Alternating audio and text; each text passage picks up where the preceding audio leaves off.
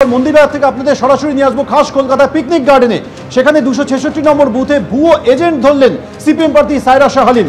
দক্ষিণ কলকাতা সিপিআইএম প্রার্থী সায়রা শাহ আলীম ভুয়ো এজেন্ট ধরলেন। তিনি চ্যালেঞ্জ করতেই দৌড়ে পালালেন সেই ভুয়ো এজেন্ট। তৃণমূলের বিরুদ্ধে বুথে ভুয়ো এজেন্ট বসানোর অভিযোগ করেছেন সায়রা শাহ আলীম।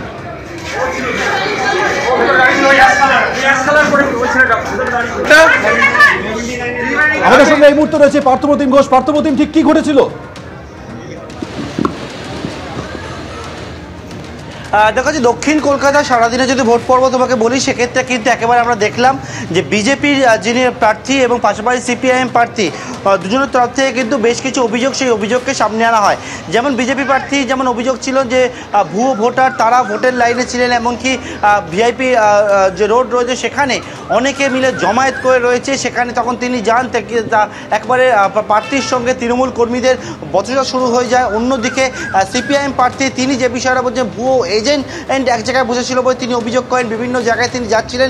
পাশাপাশি কিন্তু একাধিক জায়গায় বুথে যে জ্যাম করা, সেই জ্যাম করার অভিযোগ তিনি আনছিলেন। আমরা দেখলাম সারাদিন পর্বে কিন্তু যে বিকালের দিকে যিনি বিজেপি প্রার্থী দেবশ্রী চৌধুরী তিনি কিন্তু ভবানীপুরে একটি জায়গায় যান, সেখানেও একই রকমভাবে তিনি অভিযোগ করছিলেন যে সেখানেও কিন্তু প্রচুর সংখ্যায় যারা অনেকেই বহিরাগত তারা প্রার্থীরা এভাবেই দৌড়ে বেরিয়েছেন ভুয়ো ভোটার ভুয়ো এজেন্ট ধরতে। এরকমই শেষ দফায় হামলা, রক্তপাত, অশান্তি, দিকে দিকে আর কি কি ঘটলো? ভোটদানে বাধার অভিযোগ, মন্দির বাজারে উত্তেজনা। সরাসরি কথা বলবো হিন্দল দে আমাদের সঙ্গে রয়েছে। হিন্দল, মথুরাপুরে তৃণমূল বিজেপি একে অপরকে দেখে স্লোগান, বিক্ষোভ, একেবারে উত্তপ্ত পরিস্থিতি।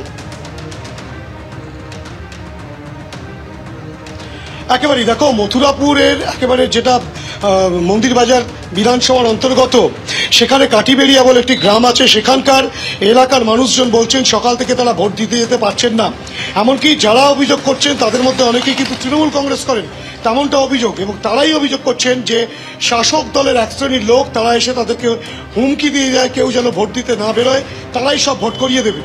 এই অভিযোগ পাওয়ার পর বিজেপির যিনি প্রার্থী হয়েছেন মথুরাপুর কেন্দ্রের অশোক পুরকাইত, তিনি ঘটনাস্থলে পৌঁছলে রীতিমতো তিনি সমস্ত অভাব অভিযোগ শুনে যখন বেরিয়ে আসছেন, সেই সময় কিন্তু তাকে ঘিরে ধরে তৃণমূল কংগ্রেস কর্মী সমর্থকরা গো ব্যাক স্লোগান জুড়ে দেন। এবং তারপরে রীতিমতো একেবারে তর্কাতর্কি লেগে যায় সেই প্রার্থীর সঙ্গে তৃণমূল কংগ্রেস কর্মী সমর্থকদের।